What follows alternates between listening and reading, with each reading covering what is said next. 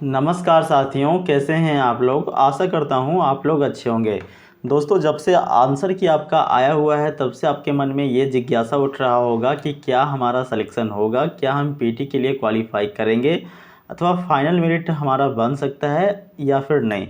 दोस्तों, मैं आपको सभी डेटा के आधार पे एक महत्वपूर्ण कट ऑफ बताने वाला हूं जो कि रॉ स्कोर पे आधारित होगा।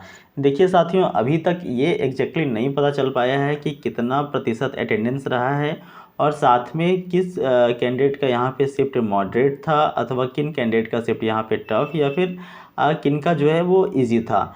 तो ये कह पाना काफ़ी मुश्किल है अभी। इस कारण से अभी ये हम लोग अंदाज़ा नहीं लगा सकते हैं कि किस कैंडिडेट का मार्क्स जो है वो परसेंटाइल नॉर्मलाइजेशन में कितना इंक्रीमेंट कर सकता है।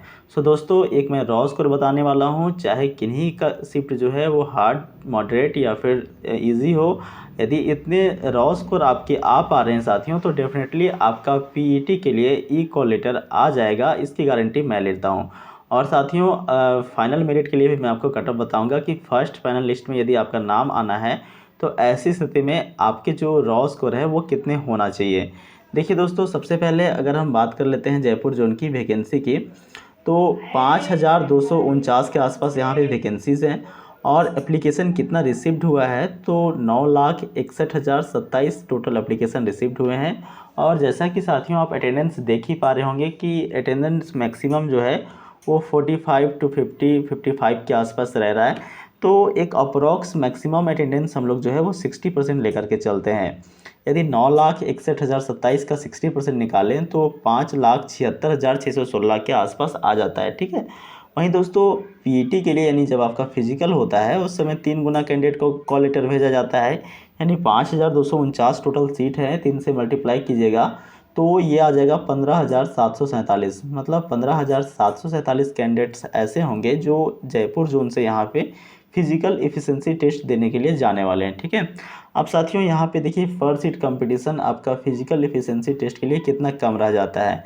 आप टोटल मान लीजिए कि 5,76,616 कैंडिडेट यहाँ पे एग्ज़ाम में अपीयर हुए होंगे और पीईटी के लिए इतने लोगों को बुलाया जाएगा, तो 15,747 से जब इसे डिवाइड लगाते हैं तो 36 के आसपास आता है। मतलब एक सीट के लिए यहाँ पे 36 के आसपास कैंडिडेट जो है वो फाइट कर रहे हैं। ठीक है। हालांकि दोस्तों, अगर अटेंडेंस 50 टू 55% के आसपास लेकर के चले तो ये 36 ना होकर के 32 या 30 के करीब आ जाएगा। और उनमें से भी बहुत सारे कैंडिडेट्स ऐसे हैं जो कि केवल यहाँ पे एग्ज़ाम देने के लिए गए हुए थे। ठीक है। केवल ई कॉल लेटर आ गया और सिंपली वो एग्ज़ाम देने के लिए चले गए हैं, तो बहुत ज़्यादा उनको मतलब नहीं है। तो कंपटीशन 32 भी ना रह करके दोस्तों आपका 25 के आसपास आ जाएगा। सो दोस्तों, पीटी के लिए मैं आपको एक बार कट ऑफ बताने का प्रयास करूंगा रॉ स्कोर के आधार पे। देखिए, मैं फिर से क्लियर करना चाहता हूं कि एग्जैक्टली अभी ये नहीं पता है कि किन का शिफ्ट मॉडरेट है, हार्ड है अथवा इजी है। सो ये कह पाना कि भाई नॉर्मलाइजेशन जो परसेंटाइल नॉर्मलाइजेशन होगा उसमें किन का कितना मार्क्स इंक्रीमेंट होगा, ये भी कह पाना अभी मुश्किल है। सो दोस्तों, अगर इतने के आसपास आपके रॉ स्कोर आ रहे हैं तो डेफिनेटली आपको पीईटी के लिए कॉल लेटर आ जाएगा, इसका गारंटी मैं लेता हूँ साथियों। देखिए, यूआर का 63 टू 68 के आसपास स्कोर होने चाहिए, एससी कैटेगरी का 55 टू 59, एसटी वालों का 51 टू 55, ओबीसी का 58 टू 63 और ईडब्ल्यूएस का 56 टू 61। देखिए दोस्तों, अगर इतने आपके रॉ स्कोर आ रहे हैं ना, तो आप श्योर हो जाइए कि आपको पीईटी के लिए ई कॉल लेटर आ जाएगा, चाहे फिर आपका शिफ्ट क्यों ना इजी हो या फिर मॉडरेट हो या फिर आपका टफ शिफ्ट हो। ठीक है। अगर इतने के आसपास आपके रॉ स्कोर बन पा रहे हैं कैटेगरी वाइज, तो डेफिनेटली आप श्योर हो जाएं कि आपका जो है वो चयन हो जाएगा पीईटी के लिए। दोस्तों देखिए, मैं एक बार फिर से आपको क्लियर करना चाहता हूं कि जब फाइनल मेरिट बनता है उस समय आपका जो पीईटी का कट ऑफ होता है उससे 5 से 7 नंबर इंक्रीमेंट कर जाते हैं। और इस बार चूँकि दोस्तों 1:1 के अंदर आपका डीवी के लिए ई कॉल लेटर आएगा, तो थोड़ी सी यहाँ पे कट ऑफ और इंक्रीमेंट करेंगे। पिछला बार क्या हुआ था, 2018 के जो ग्रुप डी कट ऑफ था उसमें मैक्सिमम जोन के अंदर 6 से लेकर के 7 नंबर के आसपास फर्स्ट फाइनलिस्ट के लिए जो है वो कट ऑफ इंक्रीमेंट किए थे। ठीक है। पीटी का जो कट ऑफ था उससे 5 से 7 नंबर तक मैक्सिमम जो है वो कट ऑफ इंक्रीमेंट किए थे और वही रेशियो इस बार भी रहने वाला है दोस्तों।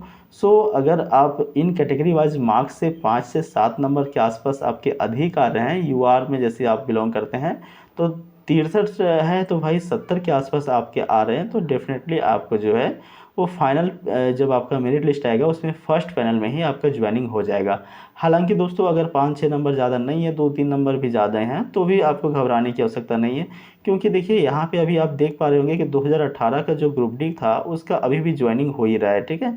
तो मान लीजिए फर्स्ट पैनलिस्ट में यदि नहीं भी नाम आता है ना, तो यदि आप पीटी यानी फिजिकल एफिशिएंसी टेस्ट में क्वालिफाई कर जाते हो या फिर मेडिकल और डीबी में भी पूरी तरीक़े से फिट हो जाते हो, क्वालिफाई कर जाते हो, तो ऐसी स्थिति में आपका फर्स्ट पैनलिस्ट में नाम नहीं भी आएगा तो देखिए सेकेंड है, थर्ड में आ सकता है या फिर रिप्लेसमेंट पैनल भी आ सकते हैं, ठीक है। तो इस टाइप से कभी ना कभी आपका ज्वाइनिंग जो है वो हो ही जाता है, क्योंकि बहुत सारे कैंडिडेट्स डीबी में छट जाते हैं, मेडिकल में छटते हैं, और ख़ास करके जो फिजिकल एफिशिएंसी टेस्ट होता है उसमें भी बहुत सारे कैंडिडेट छट ही जाते हैं।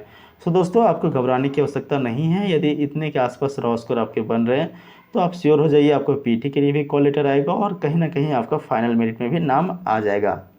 बाकी दोस्तों आप अपनी राय ज़रूर दें, जयपुर जोन से कितनी कट ऑफ जा सकती है और कैटेगरी वाइज क्या कट ऑफ रह सकता है, फाइनल मेरिट के लिए कितने जा सकते हैं, और अपने रॉ मार्क्स कमेंट बॉक्स में ज़रूर लिखें। मिलते हैं साथियों अगले वीडियो में, तब तक के लिए नमस्कार।